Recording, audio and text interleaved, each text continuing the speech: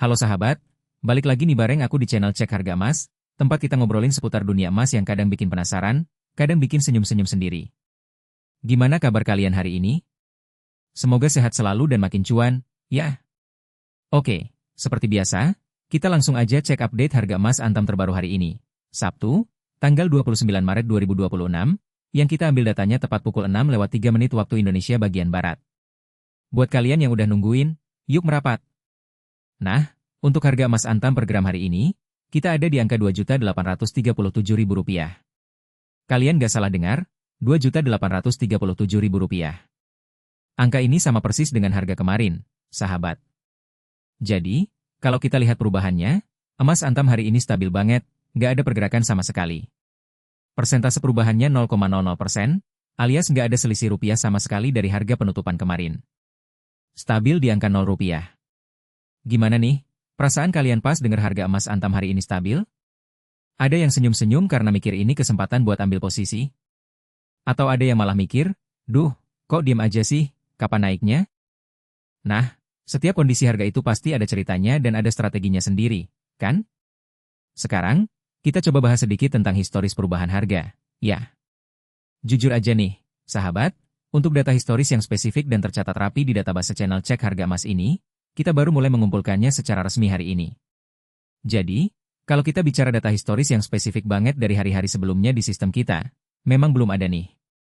Tapi, bukan berarti kita nggak bisa ngobrolin gimana sih biasanya pergerakan emas Antam ini dalam beberapa periode kebelakang secara umum, kan? Kalau kita coba kilas balik secara umum, misalnya seminggu yang lalu, pasar emas global itu sebenarnya cukup dinamis. Ada kalanya dia bergerak naik cukup signifikan karena sentimen ekonomi global yang kurang pasti. Misalnya, saat ada kekhawatiran inflasi yang tinggi, atau mungkin ada konflik geopolitik di belahan dunia sana yang bikin investor jadi nyari aset aman. Nah, emas ini biasanya jadi primadona. Investor cenderung beralih ke emas sebagai safe haven atau tempat berlindung dari ketidakpastian ekonomi. Saat itu, permintaan emas bisa melonjak, dan otomatis harganya juga ikut terdorong naik. Tapi, ada juga saatnya emas ini terkoreksi sedikit, bahkan bisa dibilang lumayan. Misalnya, 2 minggu yang lalu, kita sempat melihat ada tekanan jual yang cukup signifikan di pasar. Kenapa? Biasanya ini terjadi kalau bank sentral di negara-negara besar, kayak Federal Reserve di Amerika Serikat, memutuskan untuk menaikkan suku bunga acuan. Kenaikan suku bunga ini bisa bikin dolar Amerika Serikat menguat, dan aset-aset lain yang dianggap lebih berisiko tapi potensi keuntungannya lebih tinggi, seperti saham atau obligasi, jadi lebih menarik di mata investor. Akhirnya, sebagian investor cenderung melepas kepemilikan emasnya untuk beralih ke instrumen investasi lain yang dianggap lebih menjanjikan keuntungan jangka pendek. Makanya, saat itu emas bisa jadi turun harganya. Dan kalau kita tarik lagi ke belakang, mungkin sekitar sebulan yang lalu, justru kebalikannya, emas sempat jadi perbincangan hangat dan banyak diburu. Waktu itu, kekhawatiran akan resesi ekonomi global lagi kenceng-kencengnya dibicarakan.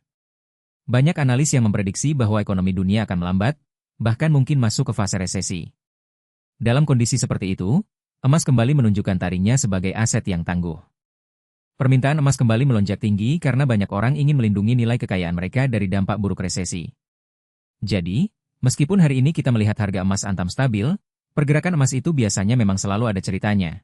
Naik turunnya itu bagian dari dinamika pasar yang dipengaruhi banyak faktor. Nah, dengan kondisi harga emas yang stabil hari ini, apa sih yang bisa kita lakukan sebagai investor atau calon investor emas? Ada beberapa tips dan insight investasi emas yang mungkin relevan buat kalian. Pertama, pahami bahwa stabilitas itu nggak selalu buruk. Justru, kadang-kadang ini bisa jadi momen emas, loh. Ketika harga stabil, itu bisa jadi kesempatan bagus buat kalian yang mungkin kemarin masih ragu-ragu atau belum sempat membeli. Kalian bisa membeli emas tanpa perlu khawatir harganya langsung anjlok atau melambung tinggi dalam waktu singkat. Ini bisa jadi momen yang tepat untuk melakukan strategi dollar cost averaging, yaitu membeli emas secara rutin dengan jumlah yang sama, tanpa terlalu memikirkan harga pasar saat itu. Dengan cara ini, kalian bisa meratakan harga beli rata-rata kalian dalam jangka panjang. Kedua, tetap fokus pada tujuan investasi jangka panjang. Emas itu ibarat teman setia yang paling cocok buat investasi jangka panjang. Dia bukan aset yang cocok buat kalian yang pengen untung besar dalam hitungan hari atau minggu. Emas itu lebih ke arah menjaga nilai kekayaan kita dari inflasi. Jadi, kalau kalian punya tujuan untuk mengamankan nilai uang kalian untuk masa depan, seperti dana pensiun, pendidikan anak, atau bahkan membeli properti di masa depan, emas ini adalah pilihan yang sangat bijak. Jangan terlalu panik atau senang berlebihan dengan fluktuasi harga harian. Lihatlah trennya dalam jangka waktu tahunan. Ketiga, pertimbangkan untuk diversifikasi portofolio. Jangan cuma fokus di satu jenis investasi aja, sahabat. Meskipun emas itu bagus, tapi punya berbagai jenis investasi itu jauh lebih aman. Kalian bisa kombinasikan emas dengan investasi lain seperti saham, reksadana, atau properti, sesuai dengan profil risiko dan tujuan finansial kalian. Dengan begitu, kalau salah satu aset lagi kurang performanya, aset yang lain bisa menyeimbangkan. Ini namanya diversifikasi, salah satu kunci penting dalam dunia investasi. Keempat, tetap update informasi, tapi jangan mudah panik. Dunia investasi emas itu selalu dinamis. Ada banyak faktor yang bisa mempengaruhi harganya, mulai dari kebijakan bank sentral, data ekonomi global, sampai isu geopolitik. Jadi, penting banget buat kalian untuk selalu update informasi. Tapi ingat, jangan mudah panik atau terburu-buru mengambil keputusan hanya karena melihat berita sesaat. Pahami konteksnya, lakukan riset kecil-kecilan, dan kalau